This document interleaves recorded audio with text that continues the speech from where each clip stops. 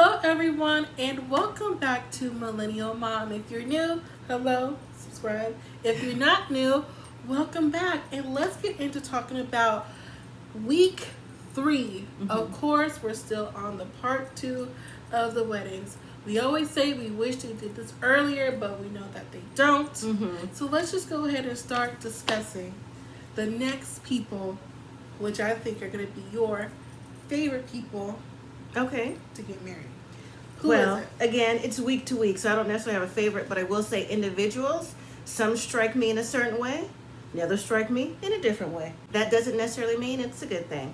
But the first that we see to get married is Noi and Steve. I'm glad that we finally got to see not just the final 2 weddings, but receptions and everything too, so we can like speed this up. I mean, that's how they do it, so of course I know. we're going to see the receptions.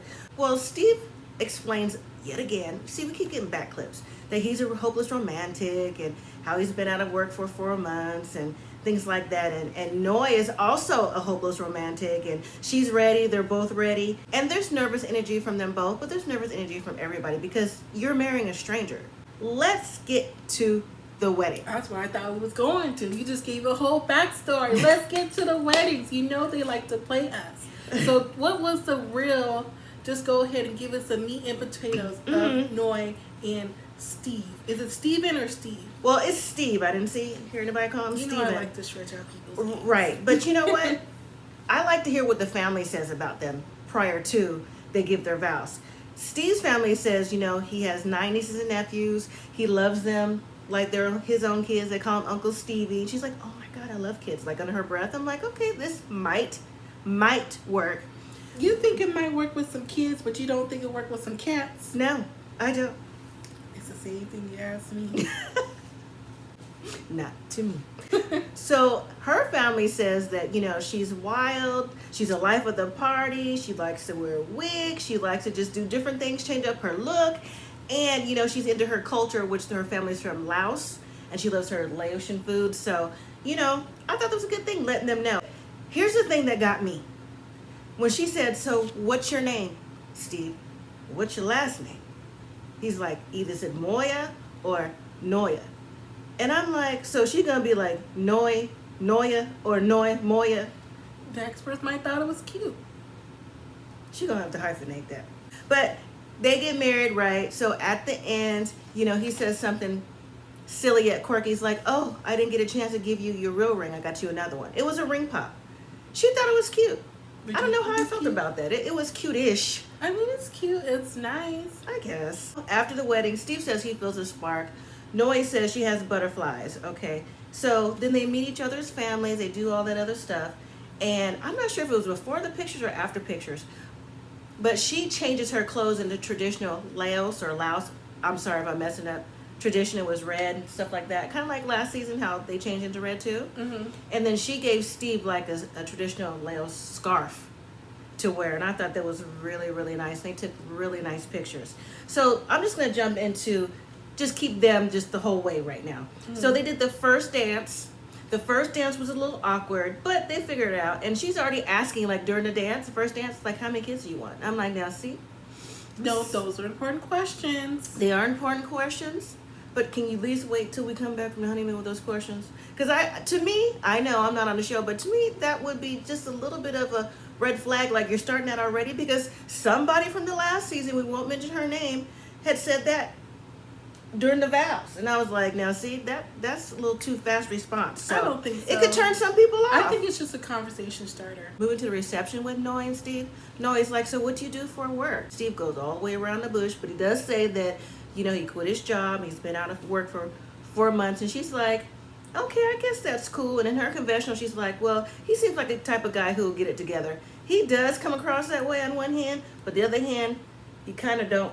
I mean, she might have said that was cool, but her face didn't say that was cool. I really think you found your favorite. Well, just the way that you're talking about them. You haven't said nothing negative. I haven't seen anything negative about this couple yet, except for he going to have to figure out what his job's going to be. I told you he's probably a freelancer. Yeah. Who's the next couple?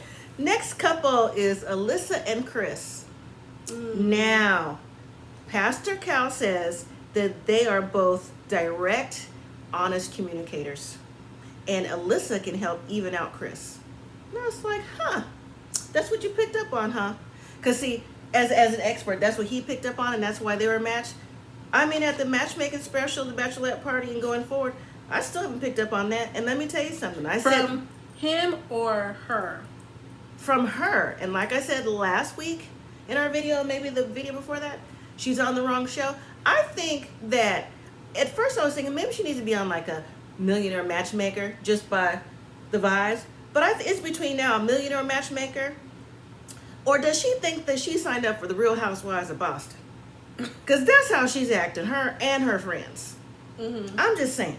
So anyways, Alyssa is getting ready for her wedding, and her friends are in there. And don't get me started on her friends. I want to get you started on her friends. Don't get me started. What did you think about her friends? Do you think they added to the situation where she was probably already nervous, under a little bit pressure, and then when she finally saw him, she's like, Or do you think they were more so being a support to her?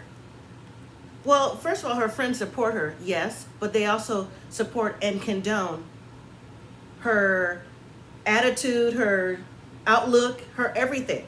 But before she gets down the aisle, she was mentioning how her ex had broke up with her, and she's gone on so many dates, and she's just been dating, and then she just got tired and signed up for the show. I was like, oh, okay. See, when they come to Vegas, I'll go ahead and sign up as well.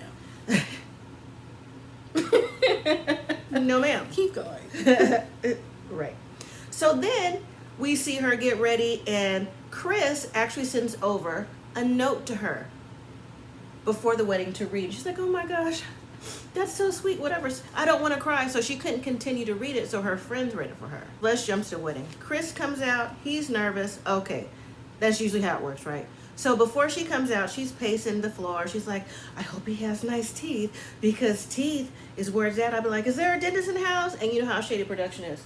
They zoomed in on his teeth. I mean, he got regular, normal, off-color, ecru, mother of pearl colored teeth. I mean, the viewers had to see. That can use a little bit of Invisalign, like the majority of us, right? And I was like, so she's not going to like him based on his teeth? But it's not just based on his teeth, it was based on his looks. But I thought that because she was smiling coming down the aisle, that maybe some of the things that she was saying with her friends may have just been like stress-related stuff like that. See, I'm going to have to stop you right I'm there. trying to give her a little bit of... No, I'm going to have to stop you right there. You can't say that you're going to go week to week. And we've seen this show many a times. And we've seen people who we already have suspicions about walk down the aisle smiling and then went back to the old ways. You can't do that. There's no leeways if you're going week to week. Feel how you feel. Give her no I credit tried for to... smiling. Well, you know, that didn't last very long. They do their vows, typical vows. Okay, cool. Now we get to, you know, they're walking back to get to know each other. So she's talking about, so, you know, what is that you do? And what are your hobbies? And he's telling her about his golf hobby, the golf frisbee. She's like, I don't know about that. I love it like that, too. Yeah, she's like, I never heard of that, whatever. And he learned that she likes horses and dogs that she rescues. And he's like, oh, you know, I think it said his brother or sister-in-law has some horses. She's like, oh, are you going to buy me one? He's like, no. Like, maybe you could ride theirs or something. But, you know. So those are things that she's interested in, right? So then we move to the pictures. And with the pictures, like, she don't want to do nothing. Like, she don't want to, like, come in close for her picture. She don't want to put her head on his shoulder, nothing like that. But wait, what about the part where she said that he looks like a realtor? We found out he is a realtor. You know what? That hasn't necessarily come up right now, because that was just in confession. I don't think she said that to him just now. But those were just her perception. I think when we get to the reception, That's when she said it? I didn't hear her say it, but when Chris at the reception keeps talking and asking her mom and her bridesmaids, you know, do you think she likes me? And they're like, you know. At least they were trying to be honest. I guess they were trying to be sense. honest, but at the same time, well, right, because she says that he's typically not her type. But when she picked out real estate, like, what does a real estate agent look like for her to be like, you know what, real estate agent? Well, she is real estate agent's wife, but just going back to the bridesmaids, and when you were saying, you know, he needs to get more confidence, when they're like, yeah, she usually dates you know, a-holes. And he was like, well, you know, I could be a-hole sometimes. Like, that's nothing that you want to be 100%. Right. But you know what?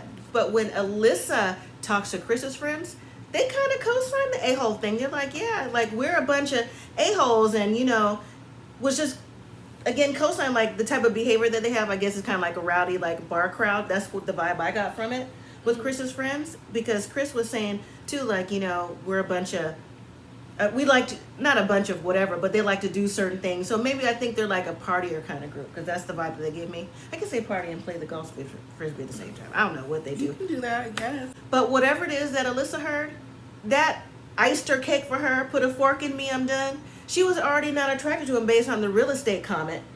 She just didn't like the things that his friends were saying about him. And I'm like, you're going to base your thoughts and feelings about what his friends are saying? Which means, to me, you're already looking for a certain type of person. You're already materialistic about certain things. You already said you're a country girl, but at the same time you said you like shopping and finer things, and Chris is more frugal, but she don't know that point. So you was like, in your mind, you was like, yeah, this is why I can't be with him. Like, she needed a different reason, because she probably knew already her reason wasn't gonna fly. Well, all she needed to do was tell him the reason, and then he could just change, so he could fit the mold. I guess. But Alyssa, I saw this on Twitter, and I thought it was so funny. Mm-hmm. And it's true. Some of these people be mistaken married at first sight with Make-A-Wish married at first sight, because they always be wishing for what they want. But if they watch the show, you're never going to get 100% what you want, because it's not based off of the look. It's based off of how you guys match. And clearly, for some reason, however they match you, it's how they match you. And Alyssa and Chris, they could be a good couple, but it all depends on Alyssa's attitude towards Christopher, and how Christopher is going to accept and not, I don't know, revert to the a-hole that I guess he's trying to say he is, or something like that. I don't know, but they can either balance each other out or be oil and vinegar. And right now, it's oil and vinegar. It's oil and vinegar right now. So now we move on. We see quick scenes with the other couples. So we have... Your favorite? Is your favorite? Oh, Shark Daddy? No. Oh, that's my favorite right there. Shark Daddy and Lindsay. Olajuwon and Katina. Now, before I let you continue what happened with this, I am already tired of Olajuwon. He's not the worst that we've seen. True. I'll give him credit for that. At least not yet. At least not yet. But I'm just tired of him trying to say he's over the Isaac mode, crying and stuff, but he's still on Isaac. Lifting up his shirt, dancing, just all about himself when he was talking to her mom. Just like, I am not feeling the vibe. I mean, he's a cute man, but I'm just not feeling Olajuwon. Something about Olajuwon just doesn't sit right with me. And I think it's that Isaac that keep popping out. Yeah, that's what it is for now. But again, the reception, they have their first dance, and well, before they get to the first dance, you know how everybody does that ding ding ding ding with the cups. All the couples get that. So they kiss, stuff like that. I mean, his kiss is already like kisses as if they've known each other for a minute. But each his own, right? What do you say? Her soft lips, like her soft lips are soft and juicy. That's how he knows that she's loyal. I said, oh yeah, shut. That's all it takes. When he said that, I almost wanted to kick the TV. I'm like, are you serious, Isaac? See, I'm about to start calling him Isaac. He is no longer Olajuwon. I was saying that too, but you know what? Right now, Katina seems to be eating that up for now. Like, she's eating up what he's saying. For now, but that's not what she wants. She's trying to move past that, and he's still on that. Right.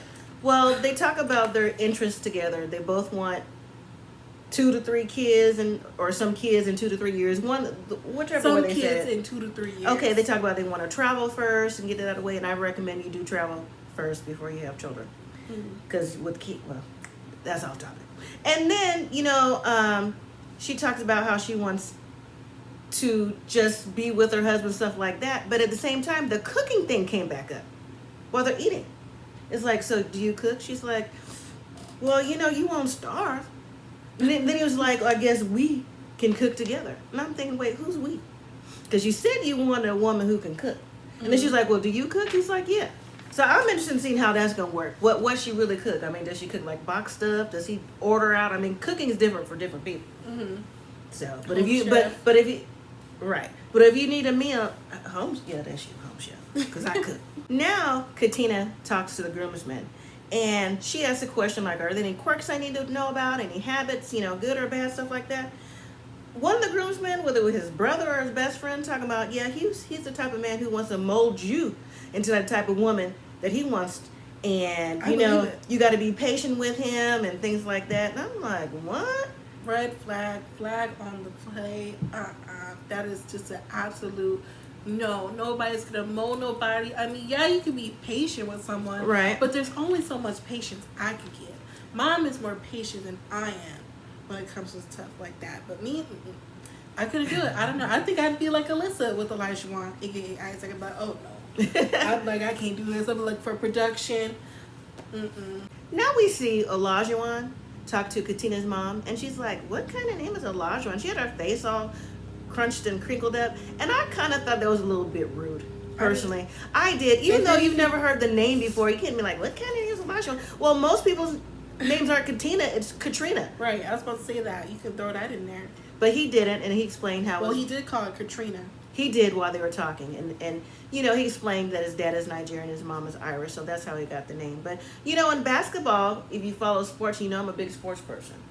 This is gonna date me a little bit. But Hakeem Olajuwon, the old school basketball player for the Atlanta Hawks, I believe. Listen, that's how I learned the name Olajuwon. Unless you went to school with people that had different ethnic names, or else guess what? His name is Olajuwon.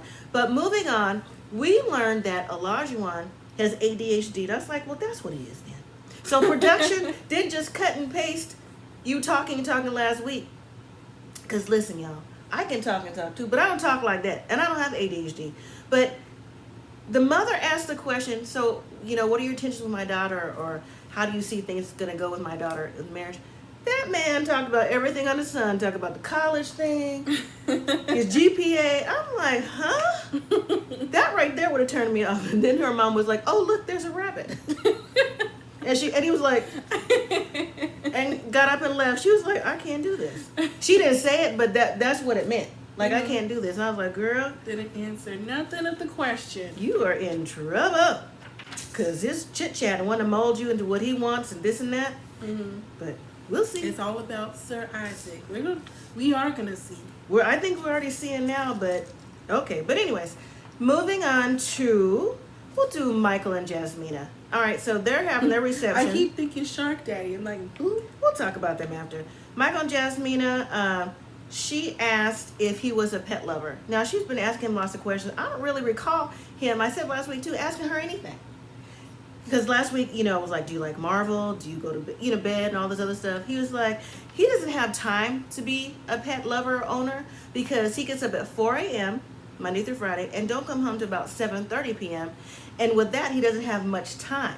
Now, see, Michael, sign up for this show. You're going to have to make time for your wife because that is what? 16 hours in a day, and by the time you come home, you're tired. See, that's why he go to bed at 9, because he's tired. Mm-hmm. And so you got to make time for Jasmina. So I think he will. I don't think there's no worries upon that because I think he really wants to be married and she really wants to be a wife. Right. That I think they're gonna make it work.